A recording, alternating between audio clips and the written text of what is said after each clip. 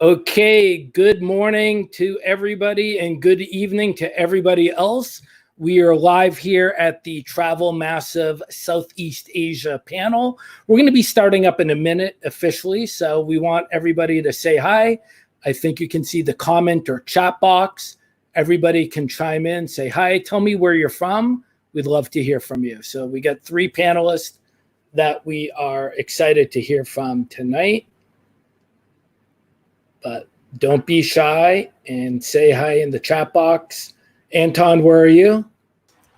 In Manila. Okay, excellent to hear. Hannah? KL, Malaysia.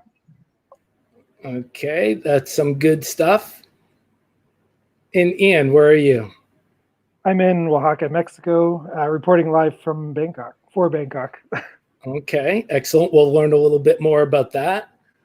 So we are live on the page. So we're making a big change in terms of how we're viewing the live stream panels at Travel Massive. We just switched from Zoom and now we're utilizing StreamYard. This is a big difference in terms of integration. So if you go to travelmassive.com and you go to the event, you'll see this event, this panel streaming right on travelmassive.com. You don't need to log into an app. You don't need a password. It's all going to be live there. So everybody, if you're watching us, feel free to say hi and chime in. We're going to be starting up in 1 minute.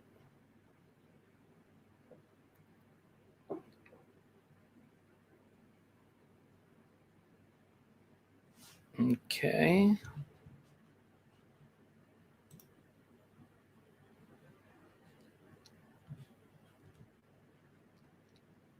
So good morning, good evening, everybody who's tuning in. This is the Travel Massive Southeast Asia Quarantine Panel. I've got 3 experts representing 3 different areas for the panel tonight. So we're going to hear some interesting insights. And we're going to be starting up in about 30 seconds. If you see the comment box, the chat room, feel free to say hi and tell us where you're calling in from, where you are viewing this panel from. We'd love to hear from you. Don't be shy.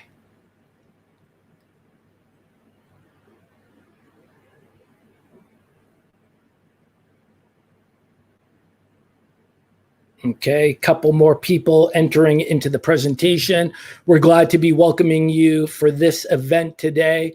This is a 3rd in a series of panels that I've been hosting representing Southeast Asia. So I've been really fortunate to speak with a diverse group of people representing this area. Hello, Mary Ellen from India, and she was a panelist in last week representing India. So a longtime content creator who's now living in India with a lot of interesting insights in what's happening into the tourism industry on that country. Okay, we're going to wait about 10 more seconds and then start up.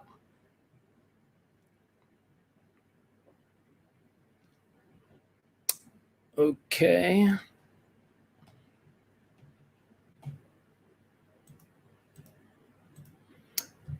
And everybody, good evening, good morning from wherever you're tuning in from. Welcome to the Travel Massive Southeast Asia panel. I'm going to ask everybody stay on mute with their video off. And I'm going to jump right into the panel here. I'm going to share my screen, so give me a moment.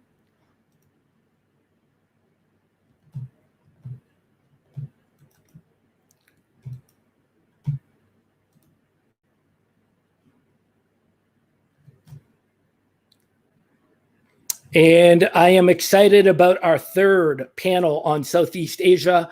I'm going to have our members introduce themselves in a minute. I'm your moderator and host. My name is Rick Gazarian. I'm the Bangkok chapter leader for Travel Massive, as well as the Asia coordinator. I'm a blogger as well as a podcaster. And here's my panel tonight. We have Ian Ord. We have Anton Diaz and Hannah Pearson. Again, they're going to introduce themselves in just one moment, but I am really excited to get their insights on what's taking place in Southeast Asia today. 4 things I want to touch upon before we jump into the presentation. 1, why you should be updating your Travel Massive profile. I want to talk about list. I want to talk about Travel Massive podcast. And then we're going to end up touching on housekeeping to make sure we have a great presentation tonight. Okay, when we're speaking about why should you update your Travel Massive profile, you might be surprised at how high your profile is ranking. So I took Ian Ord here as my guinea pig. He's one of our panelists. And you're going to note the Travel Massive panel is showing up, our Travel Massive profile is showing up number 3. In fact, it shows up before LinkedIn. So I know a lot of people who are spending a ton of time always updating their LinkedIn profile, making sure it's current. Well, the first thing people might be seeing when they're searching your name is Travel Massive. So you might be wanting to spend a lot of time updating and make sure Travel Massive is current as well. We have nearly 60,000 members on the Travel Massive platform. So we've been thinking about different ways of highlighting the great members within our travel community. What we've been doing is putting together some really robust lists. And one of the lists that's been really popular is 100 inspiring women travel founders. A second, which is had over 12,000 different views, 50 travel startups to watch in 2020, and also 30 different travel podcasters within the Travel Massive community that you should take a listen, even including one of our panelists tonight, Hannah Pearson, and she'll tell you a little bit about her podcast tonight. A lot of us are looking for extra content these days while in quarantine. One of the podcasts that you should consider subscribing to is the Travel Massive podcast. So feel free to subscribe to that and listen to members of the Travel Massive community. Let's take a quick look at some housekeeping. We do encourage questions. You have a comment or chat box, so feel free to post any questions there and I'll ask them to the panelists. We're also going to be recording the presentation today and we'll be sharing that at a later day. If you're in Thailand, feel free to join the Bangkok Travel Massive group on Facebook and make sure you log into Travel Massive Live on Travel Massive so you can keep in touch and informed of all the great webinars that we'll be doing.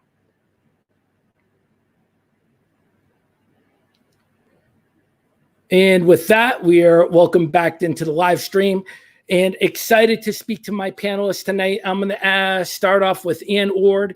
Ian, please introduce yourself. We'd love to hear from you.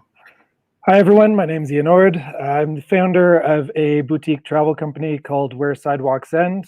We focus on off the beaten path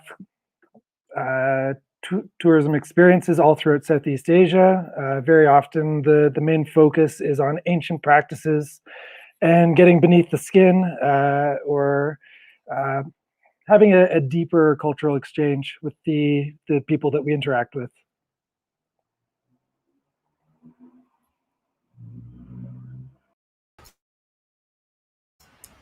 Hi, my name is Anton Diaz, founder of Our Awesome Planet, and we're one of the top food and travel blog based in Manila, and been blogging since 2005. And we feature awesome experiences in restaurants, travel destinations, and living an awesome life.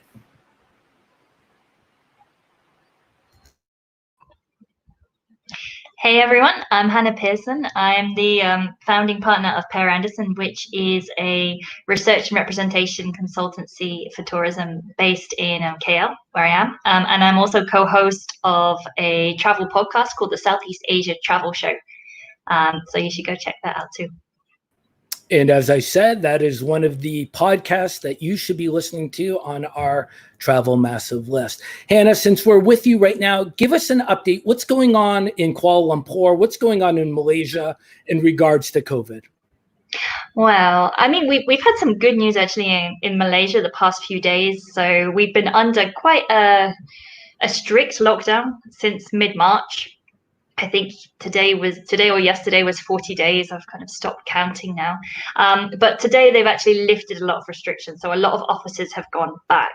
But there has been a huge amount of confusion because the government announced this on last Friday, so only 3 days ago, that this would be a national thing. And then one by one, lots of state governments have all decided, no, actually, we don't want to lift the lockdown yet. There's been a petition going around. I think 500,000 people have signed it or something saying, we don't want this lockdown to be lifted. Everybody is still scared because the case numbers are still relatively high. So on the weekend, I think it went above 100. Today is 55.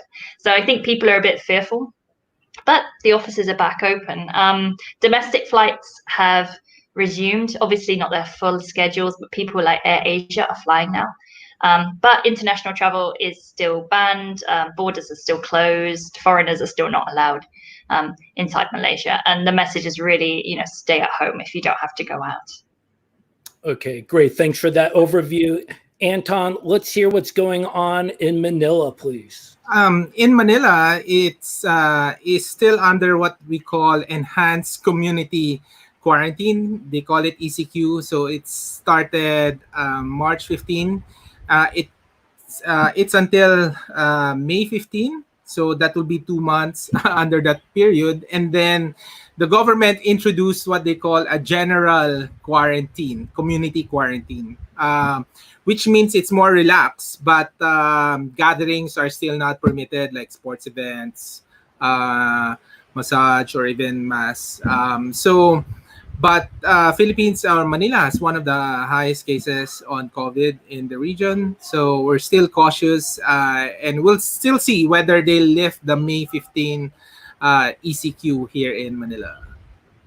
Excellent. Thank you, Anton. And Ord, can you give us an overview of what's taking place in Thailand? Sure. It sounds like it's very similar to what Hannah was describing. This weekend was a long weekend in Thailand, and they decided to lift a lot of the bans that have been in place for the last month. So they're starting to slowly roll out. 2 of the bigger malls just opened up in Bangkok yesterday. Things like hotels, airports, trains, bus stations, all of that are back open again, but only for domestic travel. If any restaurants want to seat people, they have to practice social distancing, so tables being empty, things like that. And there was an alcohol ban as well, which they've partially lifted, which means you can only take alcohol home, but they won't be serving in restaurants for the interim. Okay, thanks, Ian. And Ian, I'm going to start off with you. I've heard very tough, very devastating stories from travel professionals all over Southeast Asia, all over the world. I know you've experienced and heard the same things. Give us an overview. You're the founder of Where Sidewalks End, a tour operator doing most of your business in Thailand. How has COVID affected your business? It was interesting. It was probably around mid-March when things really started to escalate on a global scale, and that's when a lot of international flights started getting canceled. That's when we really first started to feel the squeeze of COVID, I guess. And pretty much for all of April, it's been on a standstill. There's been no new bookings, no new inquiries. Web traffic is down to about 20% of what it normally is. People aren't even really searching for international travel right now. Kind of hard to think of that when all you want to do is enter the streets of your own home, right? So yeah, business has drastically been affected, and it's kind of hard to see where we're going to be going forward, or when things are going to start resuming some semblance of normalcy again. Okay, Ian, sorry to hear that. No one likes to hear those type of numbers, but I also want to learn about what you're doing also at this time to, in essence, counteract that. So we're going to come back to you in a little bit. I want to hear from Anton. You're the, I think, co-founder of Our Awesome Planet. Yes. You're one of the top content creators, one of the top travel bloggers in Philippines. And before you kind of share with what's happened to your business, share with the listeners a little bit about your followers, the numbers you have on Facebook pre-COVID. So some impressive numbers as a content creator. Yeah, so we have about 300,000 in Facebook, 10,000 in our email list. Then we have a lot of views in the blog. So, and we're building our YouTube channel at 20K. So it's been a while, and we cover actually two of the biggest lifestyle areas, which are restaurants and travel. And when I created it, I thought you're diversifying into two categories. But obviously, in this COVID situation, both the restaurant sector and the travel sectors were affected. So, like in terms of traffic, we get about 15,000 page views per day. It's down by 80% to about 3,000 per day. Of course, all the advertising campaigns were paused, I guess, or stopped. And then the industry, because we're monitoring the financial side of the industry, the food and travel, using following their stocks in the market, and they're going to global recession. So it's kind of interesting the next few months ahead on what will happen in these industries. Excellent. And I know you've taken some efforts to pivot the business, diversify, which really Yes. interesting. And we're going to get back and learn about that in a moment. But I want to bring in Hannah, who's a co-founder of a consulting firm based in KL for the tourism industry. And what's your business looked like pre-COVID and post-COVID? Well, I mean, pre-COVID, I was picking up. It's going to be one of my better years. A lot of what I do is sales representation in Southeast Asia too, and that is for a European tour operator, which obviously nobody is traveling to Europe right now. They've got no sales, so that's pretty much on pause. For a shopping outlet in London, again, nobody's going to be traveling there, and a Swiss mountain. So my clients, initially when Europe was still going well, I was thinking, I've actually, I've picked the right destinations. And then Europe's numbers started to go up, and I thought, maybe not. Yeah, a extremely challenging environment. I want to welcome people who have recently logged into the presentation. Thank you for joining us. As a quick reminder, this is the Southeast Asia panel. I have three great panelists representing three different industries from three different areas of Southeast Asia. So Hannah, you've said it looked like it was going to be a fantastic year in 2020. Obviously, COVID had something different in mind. But Yes. Out of a crisis, sometimes there's an opportunity. Are you, in essence, investing back into your business or diversifying or looking for other opportunities? How are you trying to take these lemons and turn them into lemonade? Yeah, well, what I decided to, or what I realized very early on, is that there is not really one kind of centralized place to find updates about how COVID-19 is impacting on Southeast Asian tourism, both domestic and international. So what I decided to do was really focus on content creation and content marketing. So every week, every Sunday evening, I email out a impact report. And that's basically a summary of all of the top news stories that have come out from Southeast Asia about what the numbers are like for domestic tourism, for international tourism, and just email that out for free. And for me, it's just about investing my time right now and building up that mailing list. And I'm hoping that long term that's going to reap benefits. And Hannah, I actually just got my first copy of that update. I thought I was really impressed, and I signed up for the email myself. So why don't you give out a quick plug? How do people get that report? Yeah. So what's the email? Well, basically, if you go onto LinkedIn, look for Hannah Pearson. Look for me. I'll find you. And I'm constant. Yeah, I'll add the link just somewhere. Add it right into the comment section, and I'll do that in a minute. Yeah. And I encourage people to take a look at that. Thank you. Thank you for sharing that, Hannah. And I'm going to bring Anton back. I do want to say a quick hello to Brienne in Boston, who got up early to join us. I hope you're doing good. Hello. Yeah. Anton, you are pretty much a traditional travel blogger. I mean, your career was built on sharing travel stories, experiences, and advice at your blog, Our Awesome planet. Now, I know we spoke a little bit before this presentation. You've made an interesting pivot to our awesome life during this time of COVID. So explain how you've diversified your business and how you've adapted to this new environment. So we're still doing it all under our awesome planet, but we're diversifying to different media channels. So the first one, we've actually launched a live show, a streaming live show to add to our awesome planet. So like this, so we're now doing a lot of awesome live features in the blog or in all our channels. You can feature it across the different media. We initially feature all the local heroes on COVID, and we're going outside to feature other travel destinations next. Also, we've always wanted to launch our podcast also, and so we're focusing on the Manila podcast. So we're launch a city podcast covering what's happening in Manila. Of course, it's in local Filipino English language to share our thoughts and inspiration to the people here in Manila. And people who have Filipinos have a lot of families outside Manila, so they wanted to know what's really happening in the Philippines aside from the news.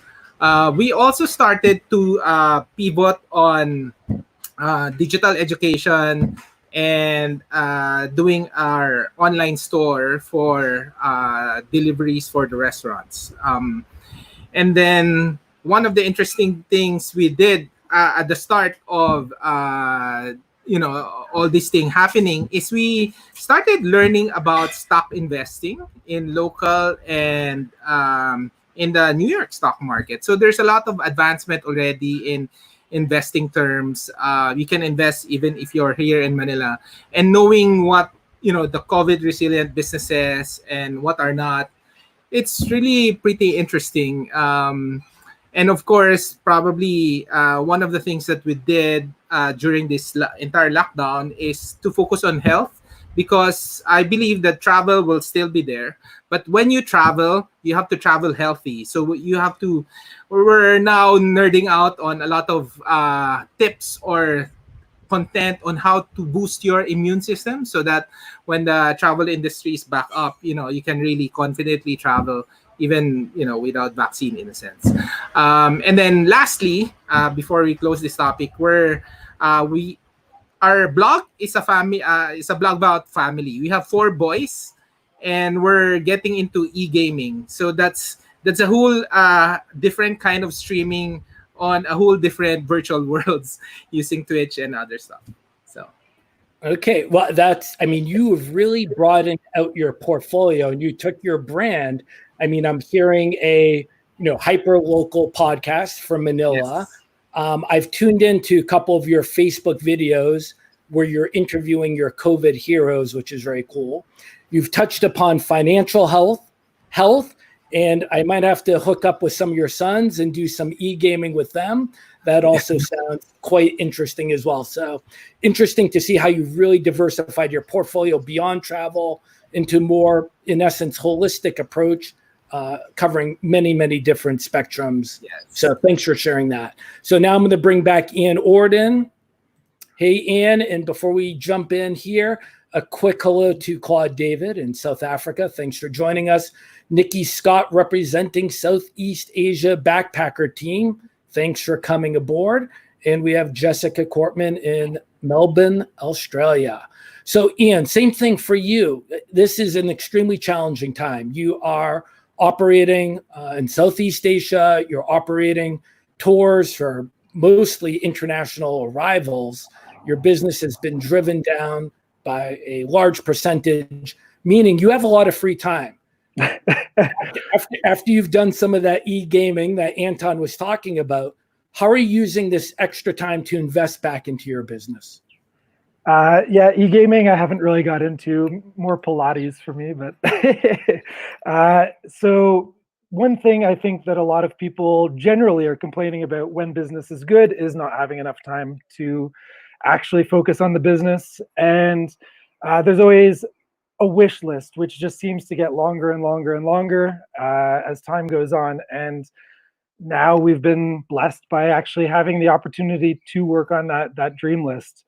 So one thing that we've been looking at is we've always catered, as you said, to the international market, but never really focused on much domestic travel. So either things that Thai people themselves would be interested in doing, or the expat community that already lives there. So we've been starting to look at opportunities within those markets where it creates a more resilient product, in the sense that if there was, hopefully not to be something like this again in the future, that we would have a product which will have more resilience because it still caters to the local people.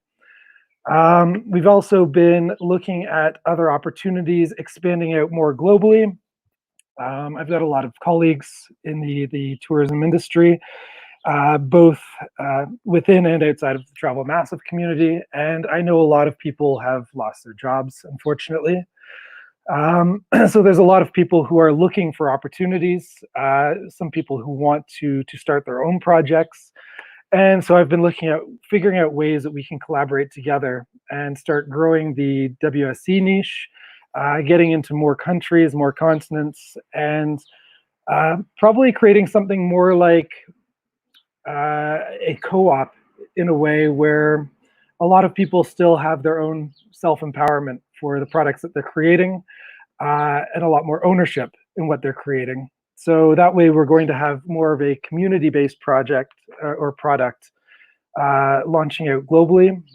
And in the interim, we also want to keep our international audience engaged. And so we've been working on doing a podcast as well, a podcast or live broadcast like this, where we'll be interviewing a lot of the people that we would generally be bringing you to go on tour with. So for example, we work with shamans in Thailand who give sacred tattoos, and we'll be having live interviews with them where people can ask questions to start understanding and educating people on a deeper level and answering questions that they really want to know about these practices. So it's forward future marketing, maintaining that global interest for when the doors open again to tourism back here in Thailand. Okay, and great to hear you're making good use of your time during this time period. Let's look at the other side. So I mean, there's two sides to the balance sheet. We have revenue and expenses. Can you share one or two pieces of advice of what you're doing to control cost for Where Sidewalks End? Sure. The first thing that we looked at was unnecessary expenditure. There was often a lot of things that were starting to accumulate in that frantic motion that we're always in. And so we started looking back at, well, what are all of those primarily tech expenses that you start accumulating? Like, oh yeah, well, it's only another $10 a month for this subscription. It's another $15 a month for that. And over the span of all of these subscriptions, you start ending up with hundreds of dollars of expenditure, which was unnecessary. So we started looking at what we're actually using and what we could scale back on. And it was a great time for doing some of that spring cleaning, because there were so many things that we realized we weren't even using, but we paid monthly for. That was the first thing that we did. Unfortunately, we've also had to scale back on our staffing hours.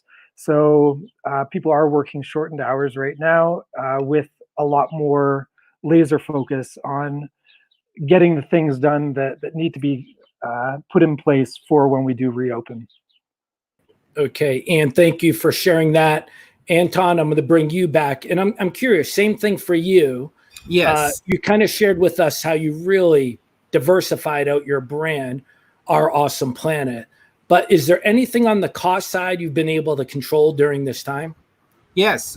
So all my tech expenses for the whole platform goes, all the SaaS platform would be like 500 before COVID, 500 a month. So I was able to bring it down to 200 to 50%. So essentially, going back to all the Adobe, Infusionsoft, all of them actually gave either a 50% discount, or some even gave 30% discount, some even extending trial period. So it was quite interesting to to lower down that cost, and even hosting costs now. So we try to control that cost.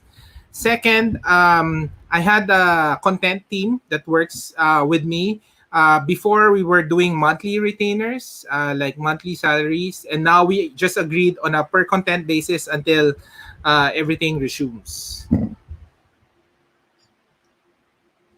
Okay, Anton, thank you. And curious, when you're saying you were able to cut down your tech costs by about 50%, are you calling these providers and negotiating with them or asking them for the discounts? So Yes. what do you suggest in that area? Yeah, usually they don't advertise it in their websites. So like Adobe, the Adobe suite, it's usually $60 per month. You can lower it down to $30. Infusionsoft, you can lower it down to $30. So they have different programs. Sometimes you have to apply for a grant. So Infusionsoft has a grant.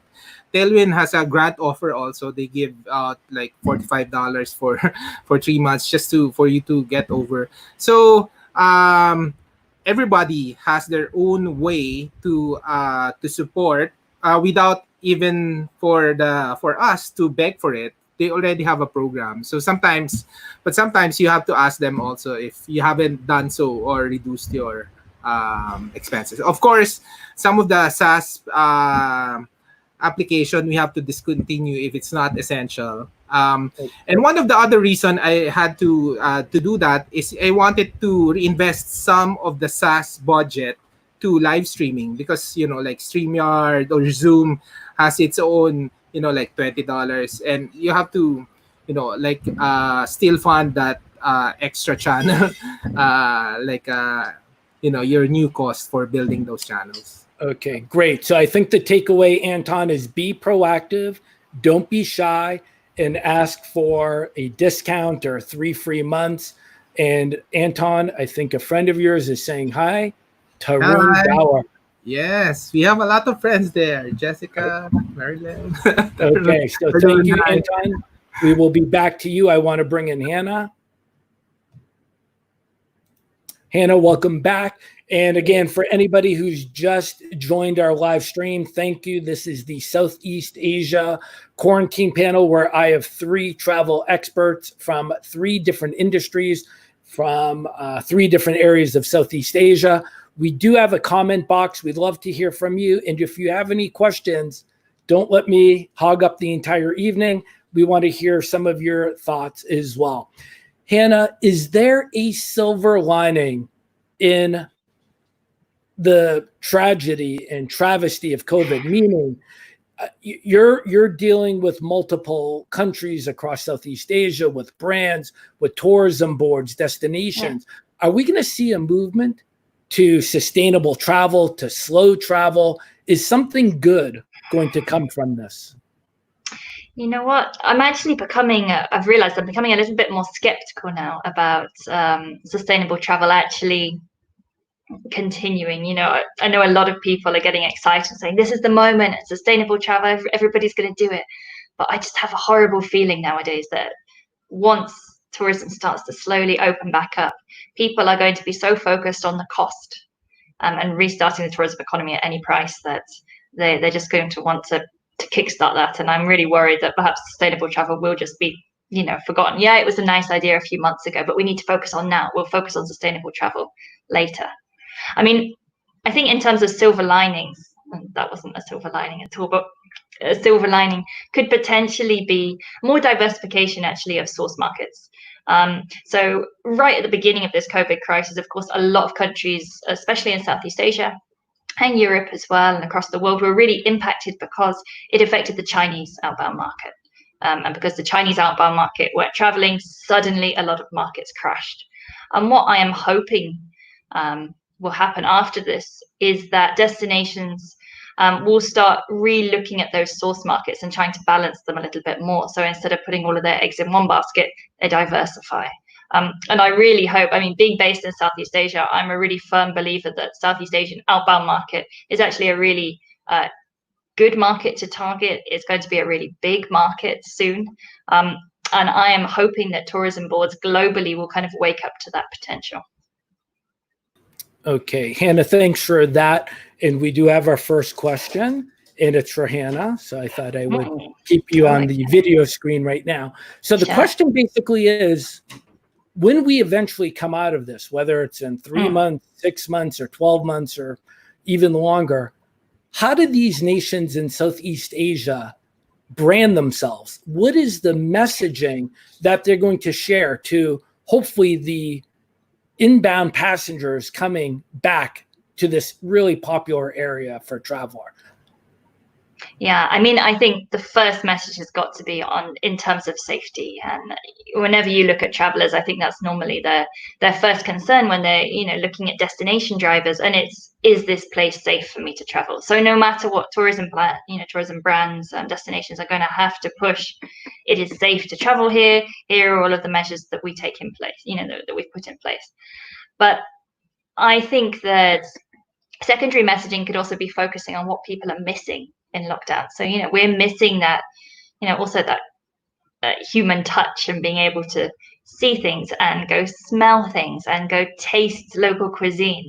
So I think it will also be it's a balance, isn't it, of focusing on that we're safe, but not too in your face about it, because if they're really, really saying we're safe, perhaps perversely you're thinking, actually, is it really safe? And adding into that kind of uniqueness of the destination, because everybody is going to be shouting out about their destination at the same time. So you're going to have to compete with a lot of noise in the market. And I saw it said, will the traditional destination brand slogans stay?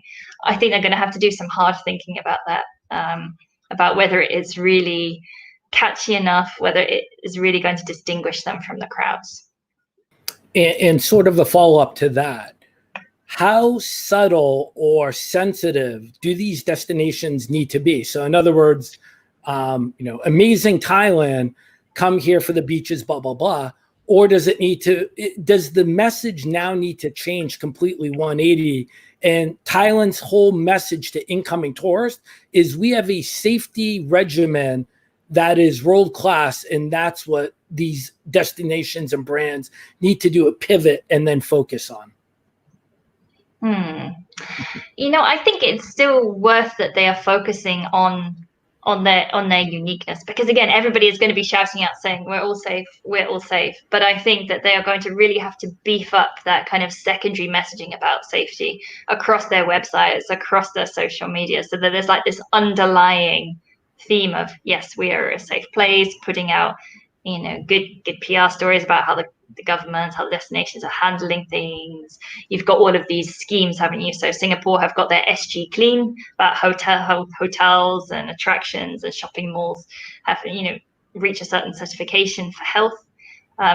So they've got to be a little bit smart about it. I think they can find subtle ways of doing it like that, like shouting about a scheme rather than just shouting we're safe. But at the end of the day, it's got to be, you travel to a destination for the destination, right? You don't travel to a destination because it's a safe destination. Okay, great, Hannah, thank you. And I'm going to bring back Ian Ord. Ian is the founder of Where Sidewalks End. Ian, looking at your website, I can see that you are making a dedication or effort into sustainable travel, community travel. So same question to you, silver lining, is there something good? Is something good going to come out of COVID? Is there going to be a bigger push to disperse travel into secondary and tertiary travel locations? Are we going to see more homestays and slower travel? What are your thoughts? It's a great question. I do share some of the same concerns that Hannah does, where there's going to be such a frantic just burst of tourism, of people trying to grab whatever they can, where it sort of forgets about the underlying sustainability aspects. I've seen it in other destinations. When Myanmar first opened its doors, it was probably one of the least sustainable processes, because the doors just flooded open and people rushed in, and they frantically tried to create the infrastructure to maintain that. Not saying that there's not sustainable practices in Myanmar, but in the early stages, definitely that wasn't prevalent. So my hope is, I mean, from at least from everyone's Instagram stories and Facebook posts about how they're focusing on health and how everyone's embracing that the skies have lost so much of their pollution now, and the animals are coming back into the streets, that there is a awakening within so many people that they are going to be looking for things which are more sustainable, more eco-friendly, uh, focused more on community, where I think that's something that has definitely been highlighted through all of this is the importance of staying connected, not just to each other, but to where we are, to what's going on around us. And those are the fundamentals of sustainable tourism. So I'm trying to be optimistic that that carries through when tourism does reopen. Although I've seen some funny stories. New Zealand, for example, has had COVID pretty much under control for a little while, and it's the same story. Everybody being very healthy, doing yoga, Pilates at home, drinking their kale smoothies, and as soon as they started easing up on the isolation, there was lineups outside of McDonald's, and so it's sort of that knee-jerk reaction of getting back outdoors and going back to some sort of normalcy. I think maybe there's the off switch. Forgetting all of those things might happen for a little while, but I hope long term that the values that people are sort of reconnecting with do carry through when tourism does start up again. Okay, great. Thank you, Ian. And I'm going to bring back Anton. Yes. And Anton's coming from Manila to speak with us today. And take out your crystal ball. How do you see the Philippines coming out of COVID? So hopefully at some point, COVID cases will plateau and then start to decline. Some of these limitations will be taken off. I'm hearing from a lot of travel professionals and experts, they expect domestic tourism to happen first. So take out that crystal ball and tell us how you envision the future. I think so. What we're really excited about is, of course, local destination will be the first one to come out of it. We're excited about road trips, actually, road trips to destination. What happened in the Philippines is that COVID just affected the urban areas. There are 40 provinces that has 0 cases for the last 2 weeks, and most of these are in the remote location. And this COVID virus has something about air conditioning, and that's why will be very hard to get into an airport, not unless, it has better air conditioning system, or a plane that has better air conditioning system, or even a car that has better air conditioning system. So I think there'll be a lot of road trips to local destinations, and hopefully more slower travel. And there's already actually a lot of people are inspired to support local businesses, because we know that we need to restore the economy and we want to support them.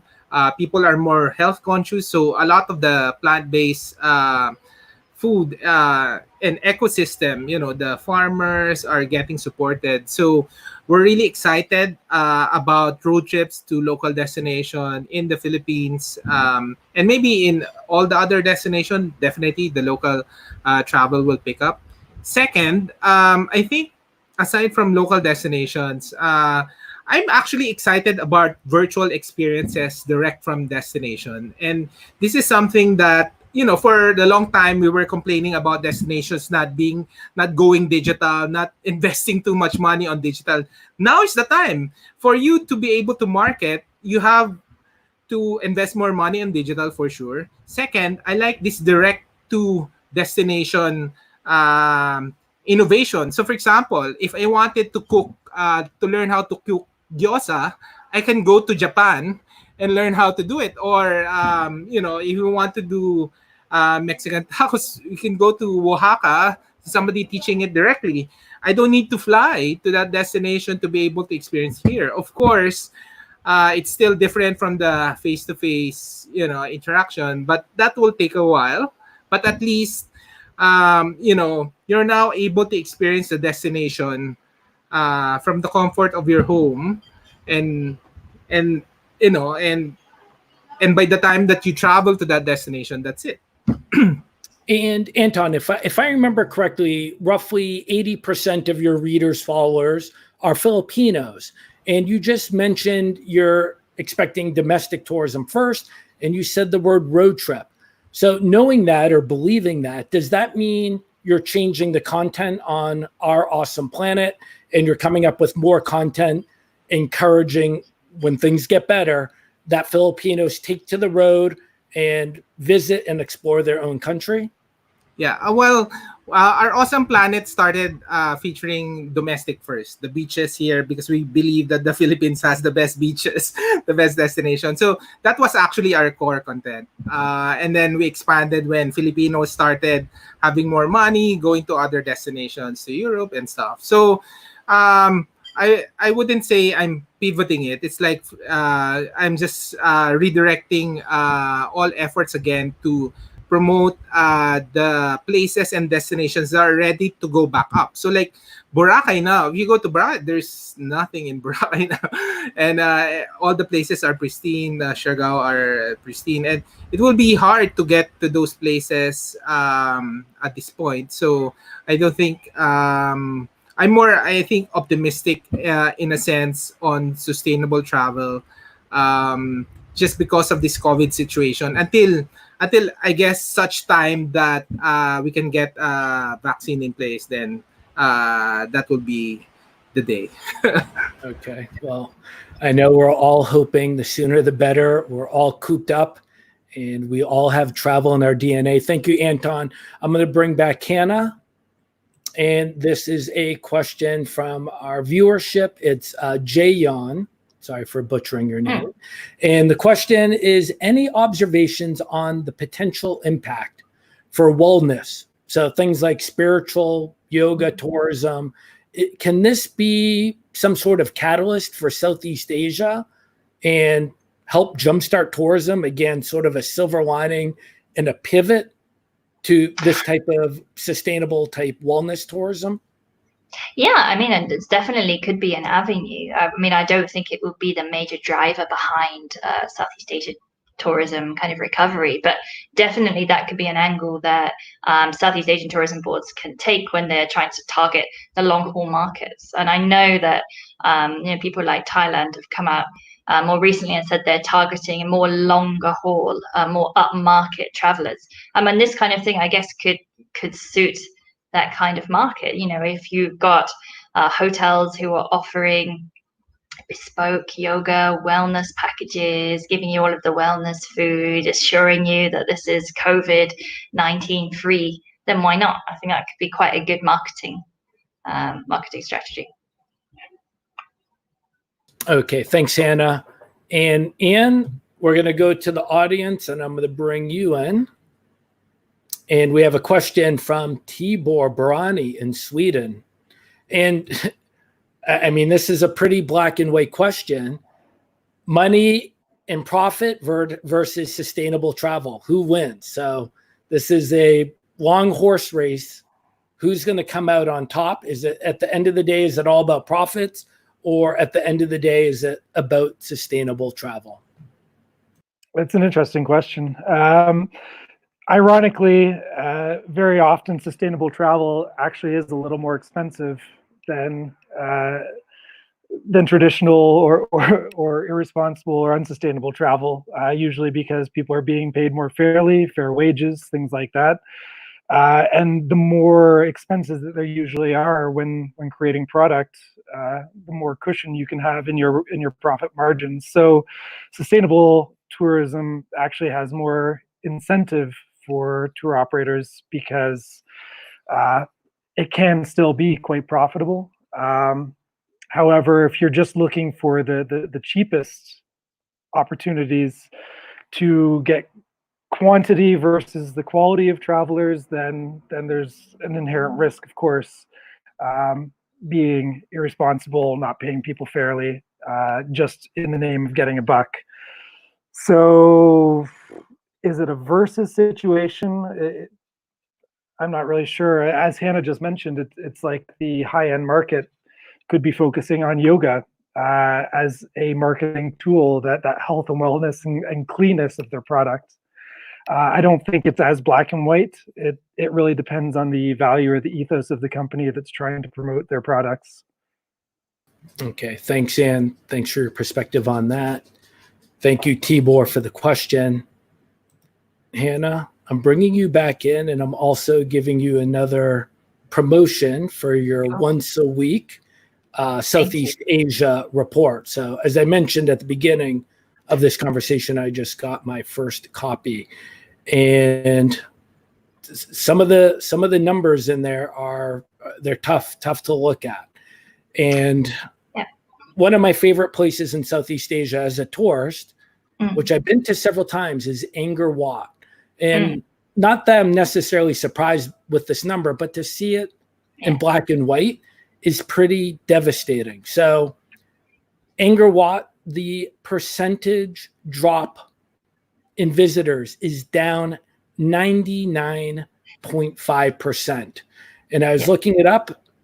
On a given year, there's 2.6 million visitors to Angkor Wat on any given year. So 99.5% means it's an annualized visitor arrivals of only 13,000 people a year. Obviously, hopefully that number will rebound as things settle later in this year. But if you can, describe what that means. What does that mean to Siem Reap? What does it mean to Cambodia when the number one tourist attraction in the country is those numbers are devastating? So if you can just give us insight into what that means. Yeah, I mean, it's quite hard to get some straight stats. What's the damage done, to the Cambodian tourism economy? But they released some numbers last week, and almost close to 2,900 tourism businesses have been closed or have suspended, and that's almost 50,000 employees, according to the government. So these are huge numbers, and the Cambodian tourism economy is not, I think, a particularly well-supported one. You've got a lot of people who they call it indirect employment as well. So these might be people who are, driving the trishaws to get you there, to get you to Angkor Wat from Siem Reap. Maybe the people who have built up restaurants that serve the tourists. It's a whole infrastructure that has just collapsed. It's interesting because they said at the start of March, the first 2 weeks of March, there were still 160,000 people who were traveling, who they reckoned were local Cambodians and expats.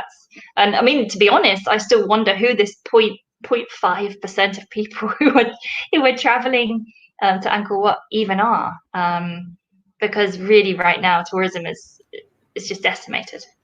Yeah, well, I know who one of those people are. I just saw probably the most amazing selfie I've ever seen at Angkor Wat, but it's a photo at sunset at Angkor Wat with one individual laying in the pathway to the temple, taken by drone.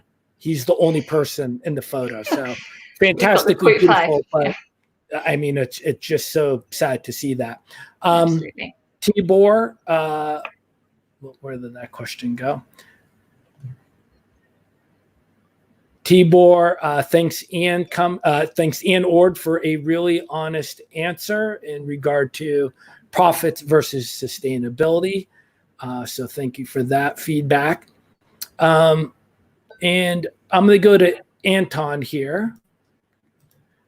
And Taniyesh Talukdar, their question is, how can travel bloggers help bring back tourism? Anton, you are a content creator. You've been providing advice to thousands and thousands of people over the years. What can you do in a positive way to help restart tourism?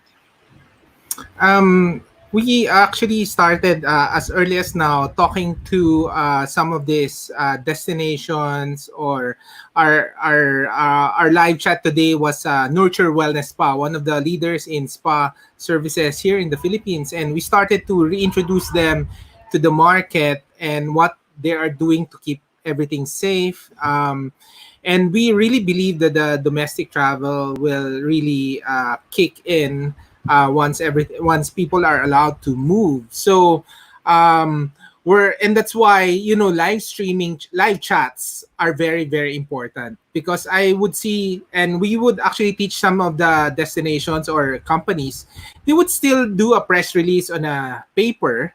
Nobody would read a paper. No, they want to learn directly from the destination itself or the businesses itself, and that's how to build that emotional connection. And we as travel bloggers and now live streamers, we try to bridge that gap, and to introduce all these places that we really want to support. Thanks, Anton. And we have a question from Nikki Scott. Thank you for chiming in, Nikki. And this is an excellent question.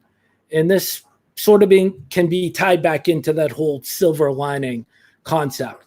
But when things do go back to quote unquote normal, whenever that might be, is there some aspects of tourism which you want to see disappear forever? So a lot of us in the business talk about quality tourism versus quantity. For instance, in Bangkok, do we want to see the eradication or reduction of the type of backpacker we see on Koh San Road? So I'm going to pitch this question to Hannah. I'd love to get your insights. How much do I want things to go back to normal? Well, of course, on the one hand, I'd love them to go back to normal, back to have my clients, back to normal life. But I think that it's also giving you everybody really a chance for pause and a chance for reflection. And I think, in terms of the really budget tours, that I think should be something that will hopefully, let's see, but if that could be phased out, I think that would be great. And that actually, if you are doing a tour in a country, that you're bringing value to the people who are living there. So, I'm thinking about things like cruising as well. When they do their port calls, are they actually bringing value to those places, or are they just dumping a load of people and then taking them back on the boat, and they haven't really contributed anything to the local economy except inconvenience to the locals? Okay, and Tibor has a great question. As I said, this event is being recorded, and he says, where can I see this? I guess he loves it so much, he wants to see it for a second time. So if you are in Travel Massive, at the very top, it says blog. So in 3 days, 2 days, there'll be an event write-up as well as a video of the entire panel, so you can rewatch that again. So take a look at that. Hannah, I'm going to go back to your report. You have a report that comes out once a week. You should add the link into the chat room so people can sign up. And a number popped up to me when I reviewed the report today, and that was Singapore, and it was talking about tourism numbers. So for the week of March 20th, Singapore had 85% reduction in tourist arrivals. And I was a little surprised it wasn't closer to 95%. But for the entire year, Singapore is only, and I use the word only, expecting a 30% drop in arrivals. So March, they had an 85% reduction, but for the whole calendar year, they're only expecting a 30% drop. Is that wishful thinking, or is there just going to be a giant rebound in Q3 or Q4? Well, the thing is, this number, the 30%, this was actually set right, I think, at the beginning of February. So Singapore was actually a country in Southeast Asia that was hit first in terms of COVID after China, because at that time it had one of the highest number of cases in the world after China. And I think it was only think it was less than 100. So by today's standards, it's nothing, right? You would still go, you would consider it to be very low. But at that time, everybody was cancelling trips and not wanting to transit through Singapore. So the Singapore Tourism Board at the time said, oh, we think that things are going to, drop by 30%. Now they haven't come out with a revised estimate, but like you say, March stats, they're down 85% year on year. April, I mean, they closed the whole company. They closed the whole country. Sorry, to short-term travelers. It's going to be close to zero, right? I don't see how they're going to have any tourist arrivals in April. So there's no way really that they can keep on to this 30%. So it will be interesting to see what revised number they come out with. But at this point, everybody's just plucking numbers out of thin air, aren't they? Because nobody knows when it's going to end. So perhaps that's why they're holding back and just think, what, there's no point issuing another number because who knows if that's going to be the real one or not.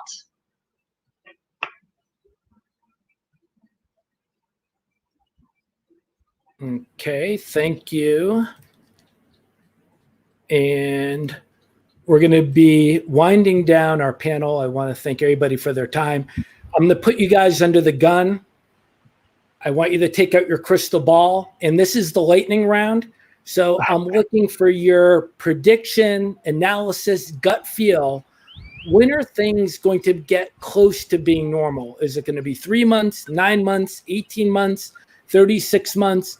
Again, there's no penalty, but I'd like to get kind of your analysis on how you view Southeast Asia coming out of this. Anton, we'll start off with you. Yeah, I think the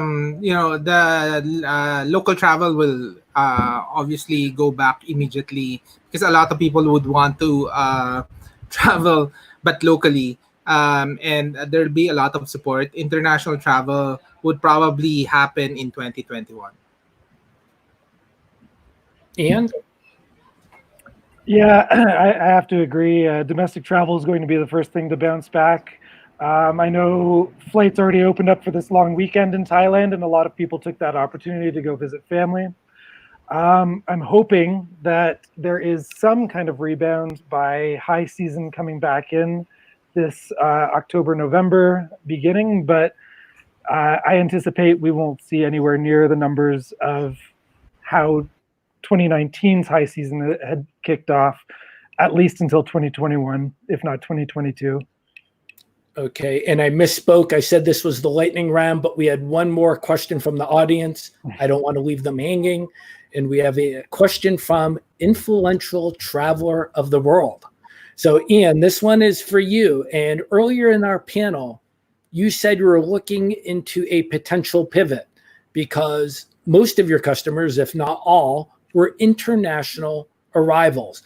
But you're saying there's a potential look or pivot to domestic Thai travelers or the very large expat community in Thailand. So how might you do this? What are the challenges? What are the opportunities? I'd say one of the biggest challenges is that our entire website's written in English. And so translating the entire site into Thai would be the biggest obstacle for attracting Thai clientele. However, for the expat community, it's a bit of reinventing ourselves. I think there's so many amazing opportunities outside your doorstep, and very often that you forget about what there is because you take a lot of things for granted when you live somewhere. So it's trying to figure out how to gain that interest. I think a lot of that interest already exists just from being locked up for the last 40 days. So it's figuring out, what a local is actually interested in learning about where it is that they live.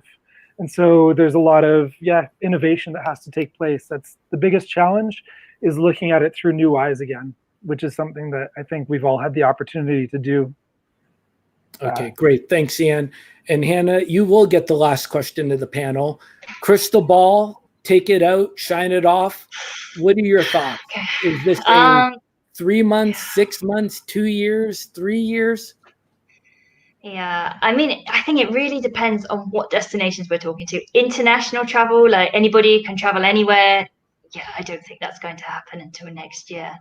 I think if we're maybe looking at intra-ASEAN travel, so within Southeast Asia, Southeast Asian countries traveling to other Southeast Asian countries. I think potentially that could happen. I'll be bullish, let's say within a few months, but it might only be selected ones. So for example, maybe Malaysia, Singapore, Thailand, because they've all got the borders.